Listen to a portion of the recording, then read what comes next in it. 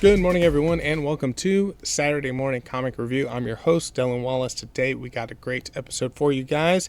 It's going to be a long one today, or at least that's kind of how I imagine it going, just because we have our standard review, but on top of that, we're going to talk about the previews that I picked for January. I believe these are the books that are coming out in March, and then we're also going to go through a little bit of like an awards ceremony, if you will, but League of Comic Geeks, they do a Wrapped just like Spotify, YouTube, and everyone else does. And so I thought maybe it'd be best if I just go ahead and talk through that. And then anything that either I disagree with or like additional awards, I'll give those out as well. So packed show today. We'll start with the awards. We'll go into the previews. We'll go into the polls for this week. Then we'll go into the reviews, and then we'll go into the polls for next week. So I do anticipate a longer one. So without further ado, let's go ahead and get started. Let's talk through the awards. So I don't have, unfortunately, a good way to show it up on the video, but for the audio folks, basically what I'm going to do is read through everything on my phone here. So for the video folks, that is what I am looking down at. So I took a look at this, and I was amazed by the number of books that I read for this year, but it does kind of check out when I do the math. I don't think it's 100% exact, but it's pretty darn close. And the reason it's not going to be exact is the way that I do the trades is when you go into League, you can select that you read each individual issue, and then at the end I also check off that I completed the trade. So you add in like kind of an extra book there when you go and you do it that way, but it's going to be close enough that it's a good estimation. So looking at the analysis here, it just starts off with basically your comic taste profile. So the delayed reader. So it was probably tough to avoid spoilers. You're focused on recent books. Made up 98% of what I read is all the recent books, which makes perfect sense. Big three fan, Marvel, DC, Image, makes up 93% of what I read. Superheroes makes up 74% of what I read. And for the books, rated in total was 926. Just do the math on 52 weeks per year, and I think it comes out to like 17 or so books per week. That makes sense if I'm doing 2 shows. I'm going to review 20 books. Didn't do the Omega every single week, but came pretty darn close. So it's quite a bit. And average rating ended up being a 4 for my bell curve. That makes perfect sense as well. 926, though, is a lot of books for sure. Going now into some of the top books. So out of the 926, featured stories, 1,253. And you can imagine some of these books have like 2 or 3 parts. And some of them are like a collection of short stories, so it ends up being a little bit more for stories across 32,232 pages. Damn, it's a lot of reading. Top titles from what I rated, and this is strictly just taking the star rating. Helen of Windhorn, of course, from Dark Horse Comics. Bug Wars from Image. Rare Flavors from Boom Studios, and Rook Exodus from Image as well. So Helen of Windhorn was a 4.7. The other 3 were a 4.5. I'd say that lines up, and I would definitely give Helen of Windhorn or Do a Powerbomb like the best comic that I read of last year. Tough to give it to Do a Powerbomb because I just finished up the book here in 2026. So probably Helen of Windhorn would be the quote-unquote safer one. But both of them are excellent books. And then for actual, best comic series of the year, I got to give it to Absolute Batman. I think it had just an incredible year. It's like pretty much the the fan favorite, the obvious one, not a hot take, like the coldest of cold takes. But it's true. I mean, the book is incredible for what it's doing for DC, for what it's doing for the Absolute Universe, for what it's doing for the comic book industry. I think is monumentous. It's incredible. What a book. What a series, what a run. For the best individual issue also comes from that run as well. It's the annual for Absolute Batman. So good. Batman beating up a whole bunch of white supremacists. What's not to love about that? On top of that, doing a V-Trigger and a One-Winged Angel as well. ties in perfectly with pro wrestling. Are you kidding me? Yeah, so that is for sure going to be the best issue of the year. For the artwork I'd actually say goes to absolute Martian Manhunter, like just straight up Picasso painting style in every single page, every single splash. Such a good book, each and every single issue. Incredible from the art side of things. And then for the writer of the year, in my opinion, here's from what I read. I can't necessarily go from like the current stuff. I'm going to go with James Tynion. The journey that I've been taking on with Nice House on the Lake, and now reading Nice House by the Sea, and then also reading Exquisite Corpses, he's got to be my number one, in my opinion. So incredible stuff there. And so, yeah, I think with that, let's just bounce back to the Wrapped here. Top-rated publishers makes sense. So 414 from Marvel, 414 from Marvel, 398 from DC. So pretty neck and neck, and it definitely picked up with more DC towards the end of the year. Image was 264, Dark Horse 43, and Boom Studios with 29. I think Minor Arcana is a big reason for the Boom Studios. As far as stories and who I read the most, Cody Ziegler, which makes perfect sense because he writes Miles Morales, right? And I caught up all the way through Miles Morales in 2025. So just kind of naturally, he ended up being number one. And for the other writers, Tim Seeley, Jed McCade, Joshua Williamson, and then James Tynion. I actually thought James Tynion would have been a lot higher. From the artwork, we have Federico Vincenini, something like that, Jorge Fornes, Tony Fleece, Dan Mora, and Nathan Diaz. So those are the folks on the writing and the art side.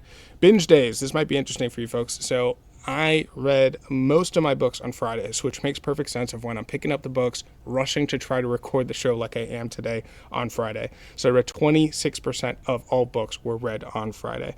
Rest day was on Mondays. Also makes sense whether or not I was doing an Omega for that week. Only 10% of the books read then.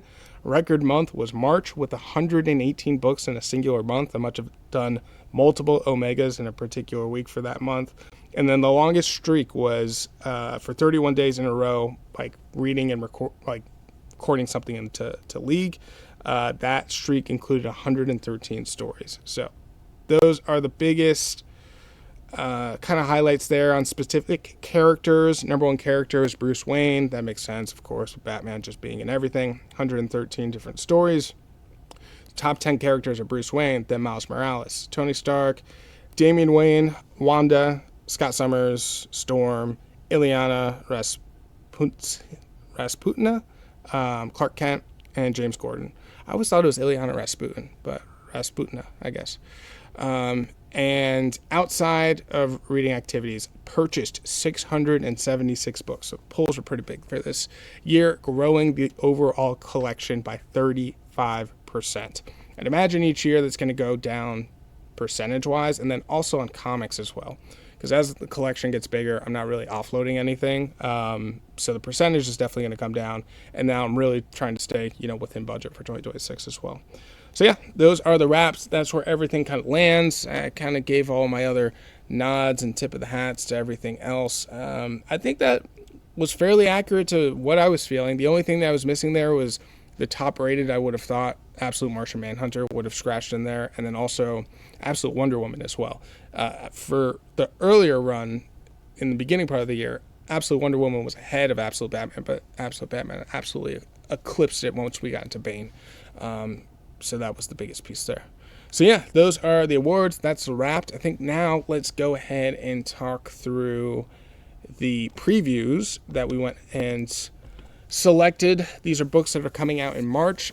First things first, DC, Marvel, they're collaborating again. We're going to start off here with DC, and then I believe Marvel comes out in April, but we have Superman and Spider-Man. Finally, this feels a little bit more even, considering we had freaking Batman and Deadpool for the last crossover. So Superman and Spider-Man, that makes a lot more sense. Spider-Man being the number one on the Marvel side, and then Superman, fitting. Batman is definitely number one, but, obviously one of the big three. So we're going to start off with DC there. That is one of the books, just a one-shot. Then we have DC versus AEW or Cross AEW. It's a two-parter. I was like, I have to pick this up. AEW is my favorite pro wrestling promotion. Also do the wrestling podcast, and it's mixing across with comics. Like, I'd be a moron not to go ahead and read it. I'm not having huge expectations for it, but going to read it either way. Then the next three are interesting, and I want to do some more of this kind of moving forward in 2026, where I just pick up the first book, and if I like it, I'll go ahead and subscribe to it. There's no reason to commit to just already pulling the entire series. You can just go ahead and start off with the first issue. So we have Deathstroke, the Terminator. I'll just do issue number 1. Batwoman number 1, that looks pretty cool because it reminds me a lot of the Robin series that came out pretty recently. Can't think of it off the top of my head, but the artwork looks pretty awesome. And then we have Lobo, issue number 1. So those three, just going to get the first issue there. Then we're going to jump into Tigress Island from Image. This looked pretty cool.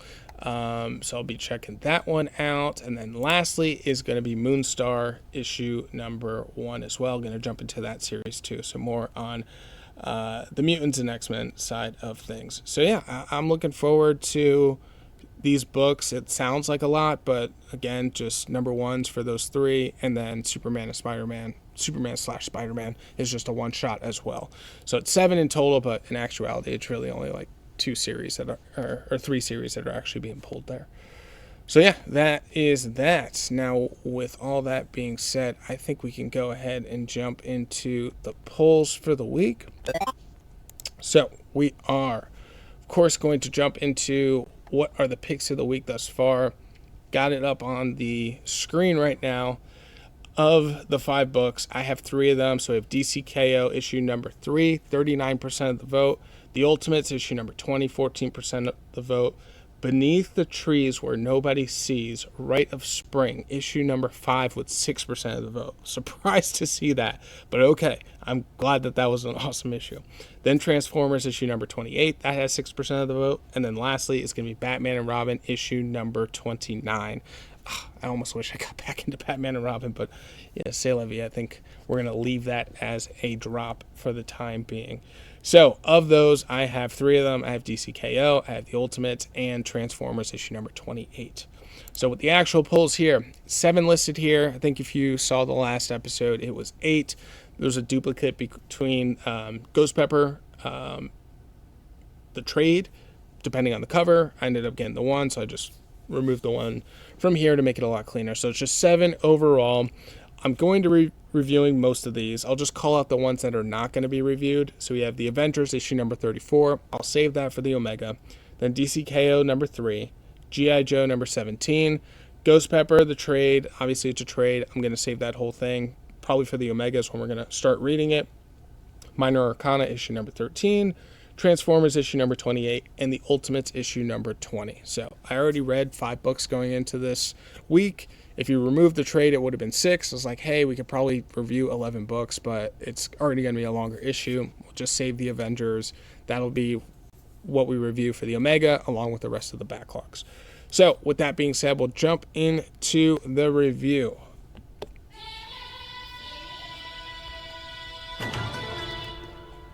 Alrighty. 10 books as per usual, 5 current, 5 backlog. I'll go ahead and read through all of them so you guys know in what order that they will be reviewed as per usual. We have the Ultimate issue number 20, DCKO issue number 3, G.I. Joe issue number 17, Minor Arcana number 13, and then Transformers number 28. That is where we end from the current books. Then for the backlogs, we're going to have Nice House by the Sea issue number 2, Saga issue number 44, that's where it is.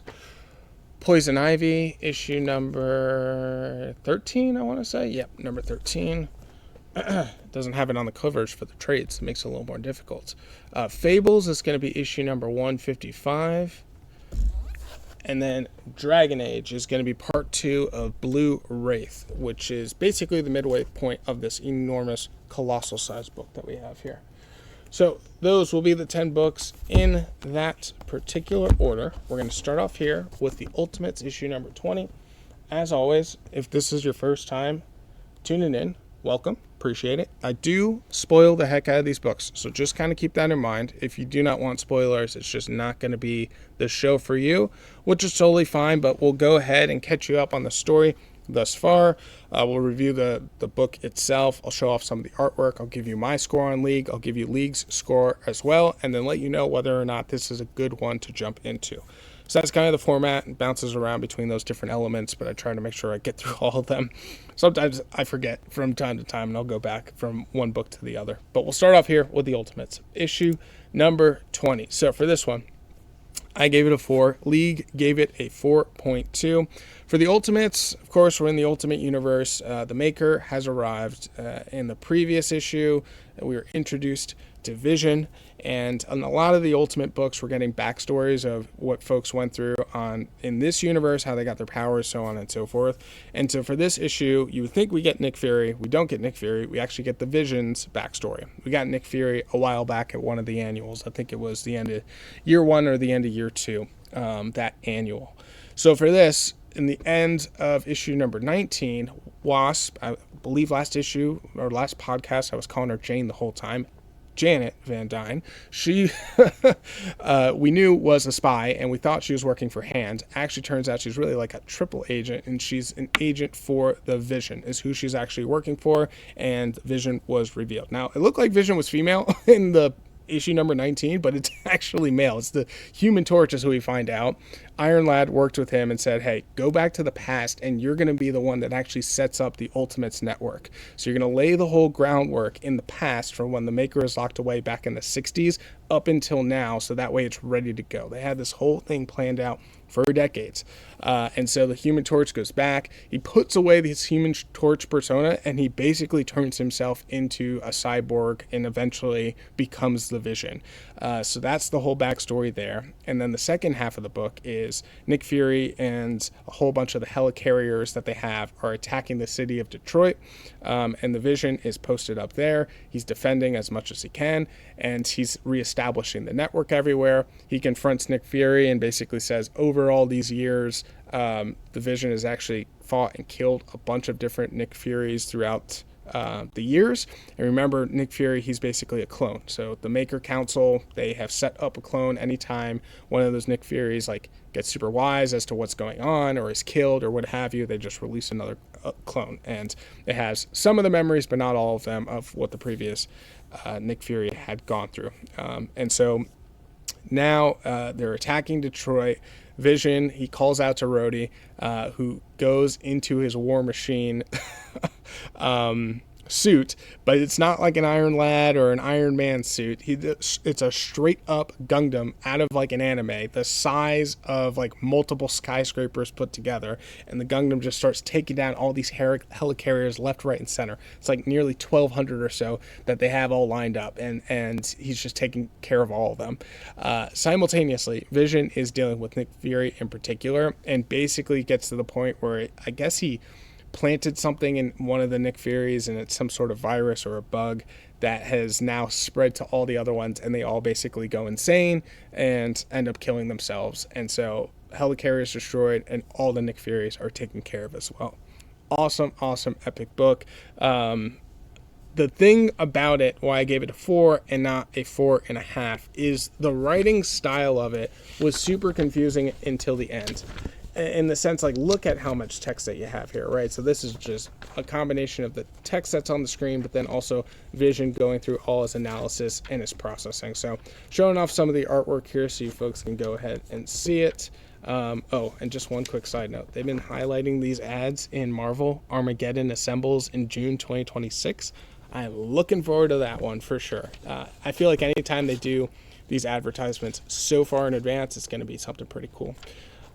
So yeah, we have basically Vision explaining that he's fought Nick Fury multiple times on these helicarriers too. They had a bunch of prisoners, so Wasp was able to free a bunch of them, and they're all attacking.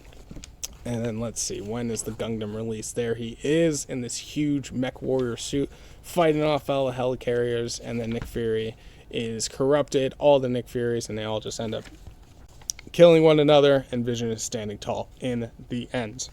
So, with that being said, is it a good one to jump into? Kind of yes, kind of no.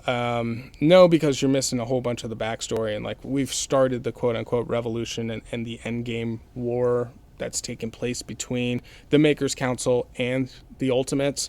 But at the same time, that's like, okay, well, maybe it's actually a fine point to go ahead and jump into. I'd say maybe jump into 19, maybe jump in here, maybe just wait till it's all out and it's all said and done, because we're pretty deep into the Ultimates right now, so tough to say. So yeah, that is the Ultimates, issue number 20. I gave it a 4. League gave it a 4.2. Then next up, we have DC KO, issue number 3. KO has been doing super well critically and also commercially as well. And this was a pretty good book here. I'd say the artwork is doing a lot of the heavy lifting versus the storytelling here. Basically, the premise is we have a tournament. Last man standing is going to get Darkseid's powers and basically be able to reset the universe in however way that they want to. Batman is already eliminated from the tournament, and now we're down to the final 8. So the final 8, it's really, I'm just going to highlight the folks that end up moving through, but the format is 1v1 tournaments between. So you got 4 different folks or 4 different arenas set up of 1v1. But the thing is that each one of these opponents can choose someone who has fallen and to tag team with. So it ends up being like 4 tag team matches that are basically taking place here. And we have 2 villains, Lex and Joker, and the rest are basically heroes. And so the winners that end up going through, you have Joker, who becomes like the Emperor Joker. He wins his match. He goes through. You have Lex Luthor. He brings back Supergirl. He corrupts Supergirl with some red kryptonite. It's able to beat his opponent. He goes through. You have Wonder Woman, who brings back Barda. And Barda like punches her bracers, and which, you know, it ricochets off, creates this huge explosion that allows her to go through. And then Superman brings back Shazam. Shazam can lend his powers, which Shazam does, and gives his powers to Superman. And I believe he's fighting 2 versions of the Green Lantern, Hal, who's actually in the tournament, and it wasn't Jon Stewart he brought back, it was the other one, who he has as well. And with Shazam's powers, Superman is able to advance as well. So the artwork is excellent from the fight itself. The fight, though, you know, describing it and everything, it's fine storytelling. It's nothing really to write home about. What moves this from a 4 to a 4.5? I gave it a 4.5. League gave it a 4.1. What moves it that extra mile is the cliffhanger at the end here. The cliffhanger here is that the next trial for these 4 that have advanced, the Joker, Lex, Wonder Woman, and Superman, is that they return to Earth that's completely torn asunder. And they're like, oh my gosh, what the hell happened? And they're like, I thought how are we too late? I thought we were fighting for this. And they realize it's not their Earth. It's the absolute universe. And now they have to fight the absolute heroes in order to advance to the next round, including Batman, including Wonder Woman, including Superman, and including the Flash. Holy shit. And that alone moved it up to a 4.5 for me personally. So let's go ahead and show off some of that artwork so you can go ahead and take a look. It is excellent. Great detail, great fight scenes overall. A lot of this looks like it's mostly gearing towards Superman. We have some backstory here of like Superman now needs to, rather than letting other people win, he needs to be selfish here and specifically choosing and, you know, things that gives him an advantage in order to move forward, which is specifically why he chose Shazam. So we have this page here that's, you know, kind of flipped horizontally, where we got this full splash of Superman getting Shazam's powers, which is dope. And then towards the end here is where Earth is completely destroyed, and now they're going to have to face off the absolute versions. It's like, hell yeah, let's freaking go. So that is a pretty dope cover as well for all the trinity of the absolute universe that's about to face off against them. The Trials by Absolute is what it's called. So is this the one to jump into? At issue number 3, you might as well start from the beginning is what I would recommend here. But there are a bunch of different kind kind of one-offs as well of like different kind of one-on-one tournament things, and some of those have been really good too from what I'm hearing. I've only been reading kind of the main ones, but I've heard those for the most part they're worth it, so you could consider picking some of those up. As far as the main run though, you might as well start off with number 1 if you can go ahead and find it. That's DC, and I'm sure they're doing a whole bunch of reprints of this, so that's DCKO issue number 3. I gave it a 4.5. League gave it a 4.1. Then next up is going to be G.I. Joe issue number 17, another incredible issue. I gave this a 4.5. Lee gave it a 4.6. That's why I was actually really surprised to see that this isn't on the pick of the weeks. Maybe just because people aren't reading it and it's like we're at issue number 17.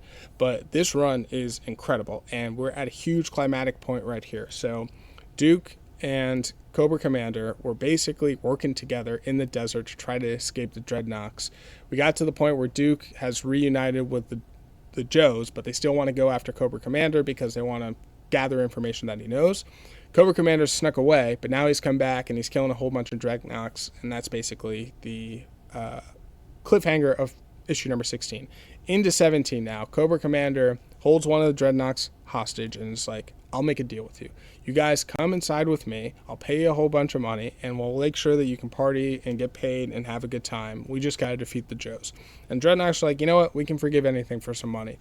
So they team up and they make a deal. And now the Joes go in and they're going to fight against Cobra Commander and the Dreadnoks. So the huge fight scene takes place in the middle of the desert, and there are way more Dreadnoks than there are Joes. And so Clutch is there, and Clutch has the Autobot with him in the Jeep. And so he's like, crap, I didn't want to do this way, but we have to do it. And he has the Autobot transform.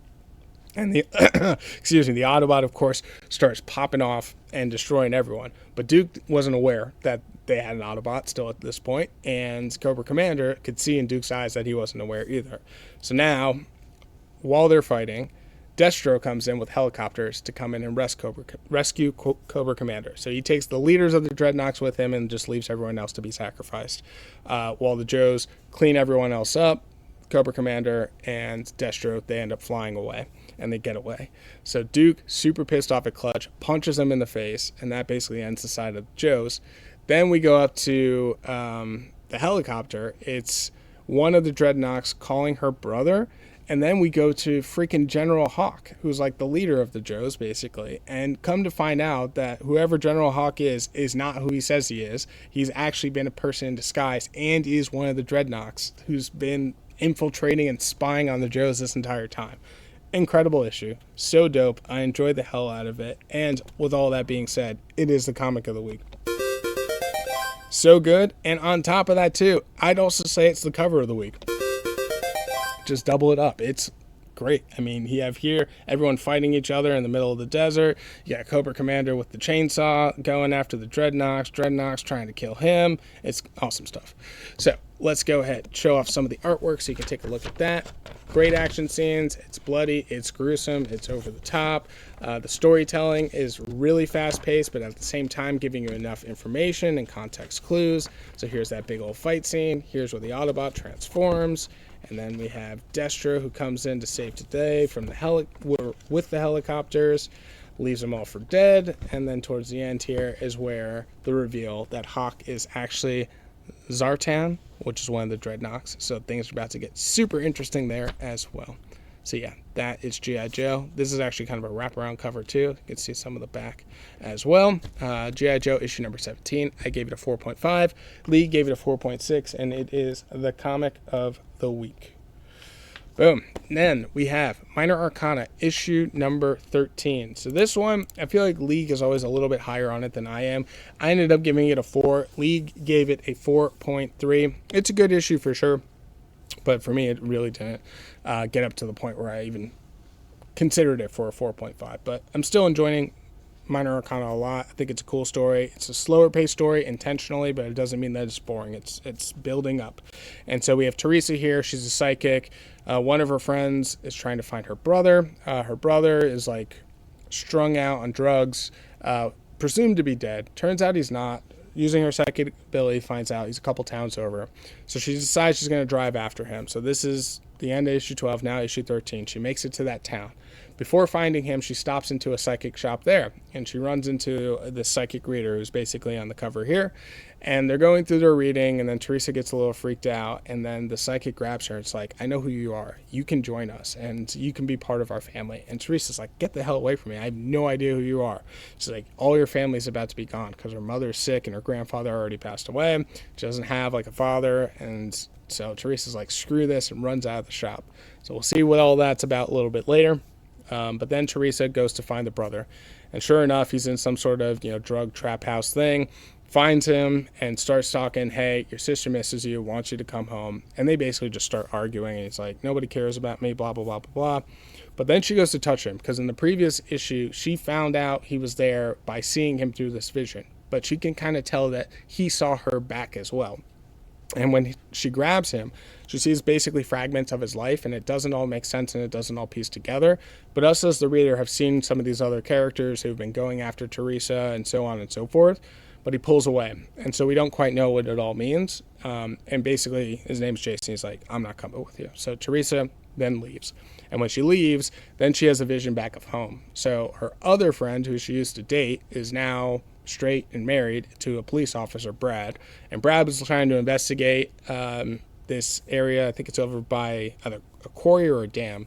And he draws his gun, and he sees like these two criminals there, and he goes to shoot. And all he does is it pans back to Teresa, who is seeing this all play out in front of her as well. And all you hear is just the gunshot. We don't know who shot who or what all happened. So that's the cliffhanger. Awesome story, pretty cool. But again, I just left it at a 4. The artwork here, it's fine. It's more of like kind of a watercolor, pastel-y type of drawing, which I've mentioned before. But yeah, here's where she goes for that reading. Got Officer Brad doing his thing. Here's where Teresa runs into Jason. And then nice full spread here of this scene of what is happening in Jason's life. Then she decides to run out, and then here's where Teresa sees Brad, and then blam, the gunshot at the end. And she doesn't know, or we don't know as readers, who was shot. So we'll see in issue number 14. So that's Minor Arcana, issue number 13. I gave it a 4. League gave it a 4.3. Then we have Transformers, issue number 28. So League was higher on this than I was. I gave it a 4. League gave it a 4.3. Pretty cool cover that you have here to the Autobots on the front page. Looks like they're running or dashing towards something. And this issue is about really one thing in particular. It is Arcee, who is becoming the Magnus of the Autobots, which basically means like the general or like the war chief. So not the prime, which is the highest level, but second in command and specifically on the war side of things. So the current Magnus, he's like, I want to abdicate my title, give it to you, Arcee. I think you're going to be a lot better. Optimus is cool with it, but he's like, never in the history has a Magnus relieved their title without like dying in battle or something along those lines. So it's just kind of weird. Like, we've had multiple before, but we've never had someone relinquish the title. So Arcee goes to this training thing, and she's getting like downloaded with stuff and getting upgrades, and she comes out of it, and she's basically ready to go. All the responsibility and the weapons but the title. And Optimus is like, look, original Magnus, just keep your title and hold on to it. Will you do that for us? He's like, I'll consider it. So that's a big piece of the story. Then we have Spike. He's supposed to go off to college. He decides that he's not going to go. He's going to stay with Carly. So the two humans, a little love scene thing. Okay, cool. Then we got Megatron. So Megatron he runs into one of the Decepticons who was resurrected by the Autobots. And he like, dude, screw this. I'm not sticking around here. I'm finding Megatron. So they go, and it's like, yeah, back at the Autobots, they also have Soundwave. And then Megatron's like, hell yeah, we're going to go there, F their shit up, and we're going to get Soundwave back. So at the end of the issue, it's like they're all ready to go, all the Autobots, and they're like, let's pick off some Decepticons here and there. And they're like, wait, where's this one Autobot? And sure enough, pans to him, and he's out on his little patrol, and Megatron comes up behind him and just eviscerates him in the most disturbing, brutal, disgusting way you could have possibly imagined. So that is the end there. I think that's actually probably bumped it up for a whole bunch of people. Like, we're getting this vicious, ruthless version of Megatron. So again, I gave it a 4. League gave it a 4.3. Let's show off some of that artwork. Got Megatron at the beginning here, and this is where he's like, basically like, yeah, let's go fight off some Autobots. Here's where the Magnus kind of ceremony is basically going. Oh, the other thing I forgot to mention in this issue too. So we have Mayhem. Mayhem is like a director level or general level of the army. And so he looked like he was going to take some information potentially to like the Decepticons or something like that, or to Cobra. And General Flag had him in custody, but he gets away and gets on a helicopter and flies away. So yeah, here is where all the Autobots are about to roll out, and then boom, Megatron comes in from behind and just rips the guy's head off. Like, what a splash that is, huh? And then from here, it's just like the more of the fighting, and look how vicious he is, and the Energon, which is really supposed to be blood, but it's like falling off of like and dripping off of Megatron's face as he rips apart this dude's head and neck off of his body. Insane. So yeah, that's Transformers issue number 28. Again, I gave it a 4. Lee gave it a 4.3. And so the Megatron part was awesome, but I think the whole Magnus part was a little slow for my liking. So that's it for the current books. Now let's get into the backlog. So we have Nice House by the Sea, issue number 2. I gave it a 4.5. Lee gave it a 4.2. I was thinking between 4.5, and I really was going to be 4 until the very end with the reveal that we had. So if you remember for the previous issue, it was Max's biome. So we have Max and Walter. They're these alien guys that destroyed the world. They're trying to set up these biomes, 10 people in them, and Walter had an approach where he invited all of his friends. That was all Nice House on the Lake. Now, Nice House by the Sea is Max's approach where he's got literally world-class people in each one of these fields because they're all supposed to represent different things. At the end of issue number 1, one friend, Oliver, who's part of the biome, is actually one of Walter's old friends. And there's this big thunderstorm, a huge crack of lightning, and after the lightning clears, you have 3 people from the Nice House on the Lake biome just randomly show up at the very end of issue number 1. So you have Nora, you have Reg, and you have Ryan. Now issue number 2 starts, and it is basically what happened in the biome side for the Nice House on the lake, Walter's biome. So you basically get that side of the story. And so it's been 2 years basically since everyone, Walter's dead, and they've been living their lives together. And randomly a dog shows up. So they get all these deliveries and a dog shows up. Everyone's like, we agreed no dogs, like we don't want any pets, but the dog shows up and everyone's like, you know, some are super happy about it, some are pissed off, some don't know what to think, yada yada. And so the dog's there. It gets late into the evening. Big thunderstorm happens on their side. So Nora's outside smoking a cigarette. Reg comes out to like talk to her about everything that's happened and give you basically a little brief synopsis of and catching you up on what happened in the previous issues and back on Nice House on the Lake. And then Ryan is with the dog, and Ryan comes outside as well. So it's the 3 of them. Huge thunderstorm comes off. There's a rip in like reality basically, and the 3 of them walk through it. And Nora said, like, you know, I walked through this one time with Walter. It's like basically backstage. And then sure enough, you see the text bubbles of everything that happened in the previous issue of them crossing over into the other biome.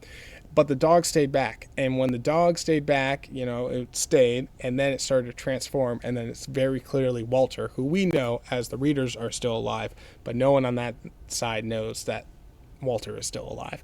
So Walter ends up actually being the dog, which is crazy as well. And you can kind of tell that like maybe Nora knows that this is Walter in some way, shape, or form, but it's not entirely obvious. Very cool book. Enjoying the hell out of it just as much as I did Nice House on the Lake. Let's go ahead and show off some of the artwork here.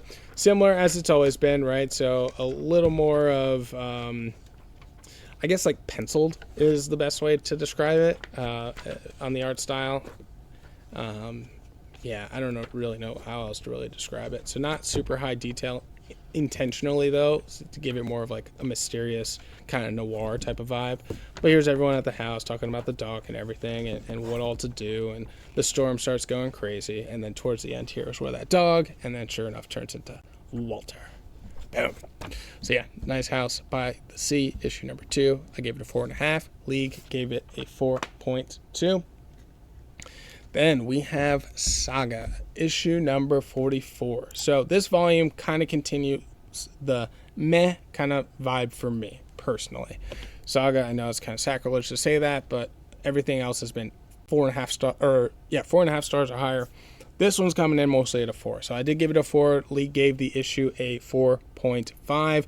This is where Alana is trying to get an abortion. She was hit by the spaceship trying to take off. She lost her balance, took a bad hit. They presume that the baby is dead, and now it's like late term, trying to figure out where to get an abortion. But obviously the problem is Alana has wings, Marco has horns. Their civilizations are at civil war, so they can't necessarily go to any abortion clinic because then they'll be found out and people are pursuing them and trying to kill them and so on and so forth. So the first issue of this volume basically are like, okay, you can go and find someone, but they're going to be on the other side of the planet. So Alana, and now we're in issue number 44, Alana, Marco, and Hazel all decide to pack up and like they're going to go. So Marco being the husband, Hazel being the daughter.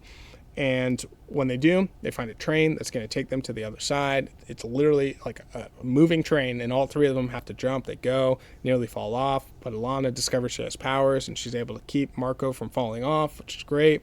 You know, families all together, living like hobos on a train right now. So it's fine and cute, but now Alana, she has like almost a flashback, and you think it's a flashback, but it's actually a dream and a nightmare, and she wakes up from it. But when she wakes up from it, then she sees a vision of her son, but she doesn't have a son. It's like her unborn son, and it's like, is that the fetus inside her? So she's having a vision, she's having a nightmare, we don't entirely know. So that's the cliffhanger. The other piece that's happening in this issue, like the B plot, if you will, so they have a refugee friend that's with her, Petri, and Petri is staying behind at the camp.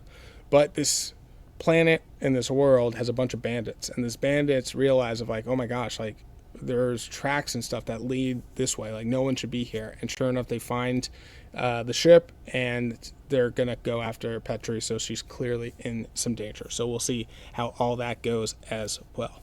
So that is the book. Let's go ahead and show off the artwork. Of course, always dangerous when showing off some of the artwork in Saga, because you know how that goes with nudity and things like that, but we'll try and give it a go here. So yeah, that is when they saw the train. Here is where she's having the vision, and then here is where she sees her unborn son towards the end. So yeah, issue number 44. Again, I gave it a 4. League gave it a 4.5. Then we have Poison Ivy, issue number 13. So this is going to be start of the third trade that we have here. I gave it a 4. League gave it a 4.1. I'll say the slowest start of the 3 trades that I've read thus far, from volume 1 to volume 2 and now volume 3. For this one here, Poison Ivy is now back in Gotham. She's reunited with Harley Quinn, but rumor spreads very quickly throughout Gotham that she's back, and all the bats find out, and specifically Batman confronts her. It's like, we got our eye on you, basically. So don't do anything, otherwise we're going to put an end to it. So Poison Ivy's like, okay, screw that, I got to find some peace and quiet. And she finds in a swamp this abandoned shack, and when she goes in there, Killer Croc's in there, and he's been hiding out in there. And so at first it looks like they're going to fight, but then they don't very quickly. And Poison Ivy's like, hey, I'm gonna crash here, I hope you don't mind, can you go back in the sewers or something? And Killer Croc's like, I freaking love to. But the problem is that they're doing all this construction with all these condominiums, and it's doing a whole bunch of damage to all the sewer system. Can you do something about that? As soon as you do something about that, I'll go ahead and leave you and get out of your hair. And so Poison Ivy's like, sure. And so she ends up on a construction site, and that's the cliffhanger of like how she's going to stop these huge conglomerations and real estate investment trusts and whatever from destroying the sewer systems in Gotham, so she can have the shack and Killer Croc can go back into the sewers. Kind of hilarious when you think about it. But yeah, that is the story. Go ahead, show off some of the artwork here. So here's Poison Ivy. She's in the city, walking around. The rumors start. There's where the Batman is. Caesar is like, hey, you do something, we'll find you out. Here's where she finds that shack, and then runs into Killer Croc. And then right after a brief little scrap between the two, they come up to this arrangement. And then here's basically where she's like, okay, I'll go ahead and do something about it. So long as, you know, you hold up your end of the bargain. And of course, some of these flower things are involved some way, somehow from the virus. So we'll see how that all goes. That is Poison Ivy issue number 13. Again, I gave it a 4. League gave it a 4.1. Then our second to last book here is going to be Fables, issue number 155. I gave this issue a 4. League gave this issue a 4.1. Very confusing one to try to describe, because we're so far into this one. And I didn't mention, sorry, for the last couple. Saga, I say every time, like, you just start from the beginning. Poison Ivy, you can start from, it's the beginning of a new volume, so you can start there, absolutely. And then I think I forgot to mention also for Nice House by the Sea, if you can start with issue number 1, start there. But like truthfully, and I mean this, you need to read Nice House on the Lake before you read Nice House by the Sea. Like, you're just going to miss so much context. And I'm never one person to say that, but you absolutely need to do that, in my opinion. It's so, not confusing, but the way it unfolds and the surprises along the way, you're going to miss a whole bunch of context. Excuse me, if you don't end up doing that. But anyways, back to Fables. So 155, it's hard to explain. I just jumped into this one. I think this was my error where I just felt like, picking up random books here and there. It's a whole bunch of fairy tales that are having different endings and interacting with the real world, and the characters are all like different types of characters. So Cinderella, for example, is like this super spy. And so in the first couple of issues of this trade, she was dead, comes back alive, and she wants to be a spy for the United States. And basically it's like, I have a way that we can prevent this magic from like coming into the real world. So that happens in this issue. And then we have a bunch of pup werewolves that are supposed to go on an adventure of a lifetime. So we get some updates there. The youngest had to fight, or ran into this bookworm, and basically he was like, I'm so powerful that he overpowered the bookworm and left, and he came back to camp. So his adventure is done. We got 3 other kids that are out there, and we get updates on 2 of them. So the one boy, he's with a fellow adventurer, but you realize very quickly that this man is like basically a murderer and a thief, and he's very stab first before asking any questions, right? So attack now or shoot first and then ask questions. And the boy is like realizing, like, you are extraordinarily like morally corrupt. It's actually a little bit hilarious, but like, they're just killing people for the sake of killing people, and he's kind of going along with it. Then we have another daughter, and she ran into a whole bunch of crates and chests that were tied up with a bunch of chains. And at first it seemed like she wasn't going to be part of this adventure, but then she gets convinced to, and she can shapeshift. So she breaks open this box, and this demon comes out and now is released into the world. Breaks up in another box there, and it's like the child of the demon. It's like, yeah, thank you, we were trapped in there forever, and like, you let us free, so I owe you a debt of some sort, but we also have to find my demon father. So that also takes place as well. And then lastly, Jack in the Green ends up in Manhattan and is looking for, I guess, a quest to stop some sort of big bad. It's not extraordinarily clear, but she's looking for something. And she passes on the street the same guy that put Geppetto into like this little like soul stone thing. So it's certainly an evil guy, and literally passes him on the street to, Ships in the Night, like Times Square or something like that in New York City. So it's interesting. It's unfolding a little bit here. And yeah, I ended up giving it a 4. See if I can go ahead and show off some of the artwork. It's a huge trade. It's like 12 issues that are in here. Here we are. Here's the start of it. Flipping through. Artwork is fairly simplistic, but it's good. I've been enjoying it, and now the stories are finally starting to like interact with one another, which makes it pretty good. But yeah, we have just the kids and like their different adventures that they're going out on and everything, and the murders that this one guy is committing, and then Jack in the Green towards the end here, where she walks past that guy who is definitely an evil dude, put Geppetto in that little stone. So we'll see how that all ends up going. So yeah, that's Fables 155. I gave it a 4. Lee gave it a 4.1.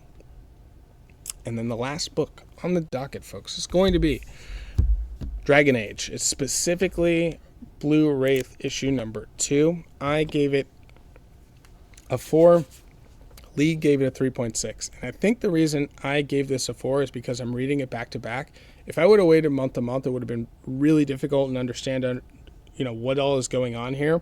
If you haven't played the video game Dragon Age, I think it does it a huge disservice because it's using a whole bunch of jargon from the video game. And so if you don't know these towns or these people or these races or how things interact with one another. It like expects you to know, which is definitely a huge flaw.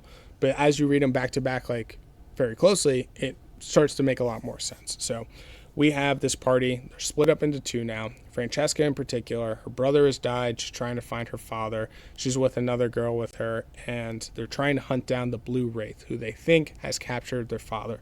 The other party is chasing down this wagon, and they're chasing after this weapon called a red lyrium. And so going to Francesca, who's trying to find her dad, they run into the Blue Wraith, and Francesca just starts fighting him immediately. But come to find out, he doesn't know exactly where the father is. He's trying to track him down as well. So they all go and track together. They end up in this house, but it's already been rummaged through, and like all the guards have been killed.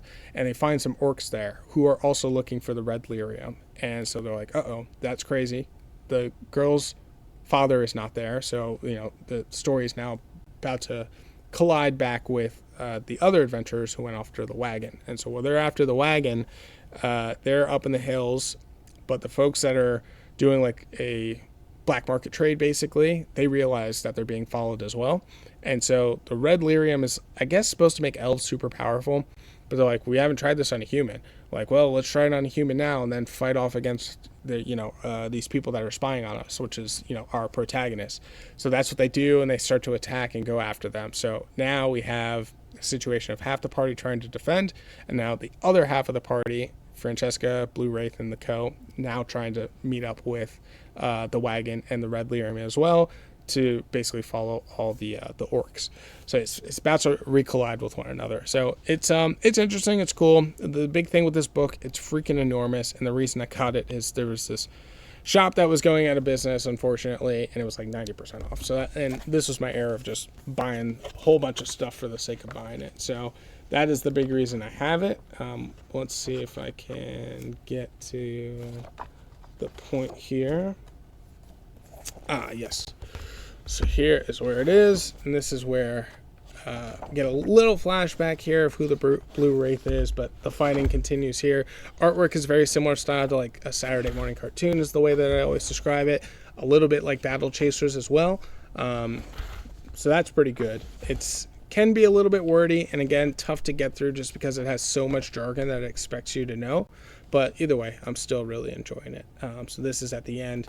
The red lyrium somehow turned to human blue, and he like explodes at the end, so it's like kind of unstable. So we'll see how that all actually comes to a close here.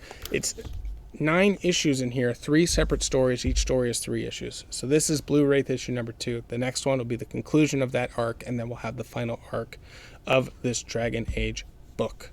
So that's it. That is a show. Let's go ahead and recap it all, and then we'll do the pulls for next week, which is a small lot, and we'll close it on out. So the Ultimates here. All the 10 books. The Ultimates, issue number 20.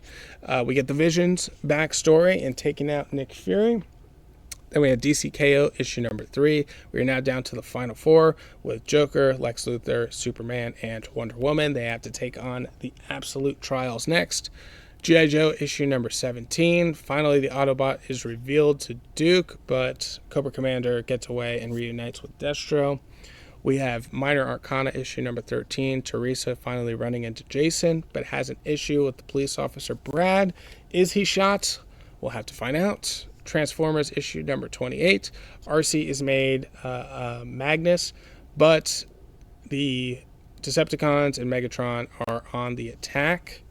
Then we have Nice House by the Sea, issue number 2. This is where we have Walter's biome meeting up and their whole run up into meeting up with the folks on the Nice House by the Sea and realizing Walter is the dog. Saga issue number 44. We have the whole family who is going on the adventure to try to get the abortion, and we have Alana having dreams of her unborn son. Then we had Poison Ivy, issue number 13. We have Poison Ivy back in Gotham, and she is trying to stop these condos from being put up so she can hide away from the bats. Fables, 155. The kids are continuing on their adventure, and Jack in the Green is trying to find her nemesis. And then Dragon Age, Blue Wraith, issue number 2. We have Francesca and Blue Wraith teaming up to find this red lyrium, and then the rest of the party are trying to fight off against the human turned into the red lyrium, and the story's about to collide between those two folks, or those two parties, I should say. So that's it. That is the recap. That's where we're at. That's it for the books. Go ahead, get it all organized here as we flip over to the polls for next week. So we are locked and loaded with 5. That's all we got for next week, so not too bad at all. First, we have The Darkness issue number 2. Then we have Exquisite Corpses number 9. The Power Fantasy issue number 15. Red Coat number 16. I feel like I haven't read Red Coat in a while, so excited for that one. And then X-Men issue number 24. So nothing from the Ultimate Universe, nothing from the Absolute Universe. So kind of a slower week, if you will. But overall, it'll be a good one with 5. As far as the next issue of this podcast, we're going to do an Omega. That'll probably come out on Tuesday, would be my guess. So definitely looking forward to that. It's going to be the Avengers from the polls of this week, along with a bunch of backlogs. We're kind of getting to the point now where I'm really getting into some of the last books here. What I have remaining, I have like The Killing Joke. I have The Last Ronin, I think. And there's like one other independent book. I think that's it outside of that. Then it's just continuing through Poison Ivy, which we have 2 more volumes after 3. So then we have 4 and 5. And then Saga. And then that's it for the backlogs. So once that kind of dries up, then that's going to be it for the Omegas. I also can envision the Omegas getting smaller in review size. So not going to necessarily read through a couple of additional issues in a volume or a trade in order to pad it out to 10. So point being of like, all right, I'm all caught up for the polls of the week. I have Poison Ivy, I have Saga, I have The Last Ronin, I have The Killing Joke, and that's it. Then maybe it's just going to be a 5 review issue and they'll end up being smaller rather than going through 3 issues in Poison Ivy, 2 issues in Saga, like, so on and so forth.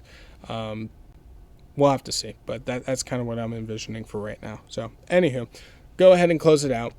Thanks again for tuning in. Check out the description below of where you can check out the show on social media channels. If you'd like to support monetarily, there's a link below, buymeacoffee.com/SaturdayMorningReview. Any amount would super help. Just all the proceeds honestly just go to the comic books. And then, of course, the show is available on Spotify, Apple Podcasts, YouTube, basically wherever you can get a podcast. That is where you are going to find the show. So with that, we'll go ahead. We'll wrap it up. Thank you so very much for tuning in. I greatly appreciate it. And I will see you guys in the next one. Go, go, go, go.